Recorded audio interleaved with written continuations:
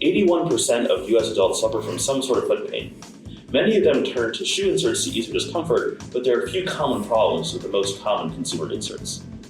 Not all shoes are designed to be used with inserts. Commercial inserts are a one-size-fits-all solution and can have limited benefit or even hurt the user. Custom inserts are much more effective, but can be prohibitively expensive, ranging from $300 to over $1,000. We want to produce orthotic midsoles that are customizable and cost-effective so that we can bring relief to those who suffer from chronic foot pain and orthopedic problems. Our goal in MSD was to develop this custom midsole and the processes involved with its manufacture. We conducted human subjects testing to gather feedback on the comfort and stability of potential midsole materials and structures. We also rigorously tested their physical properties to make sure they would be able to withstand the forces of daily use.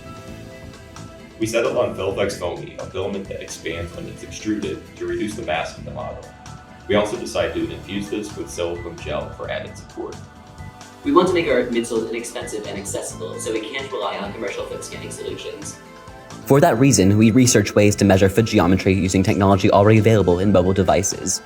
We also developed a custom pressure sensor to inexpensively measure, display, and process the gait of each user.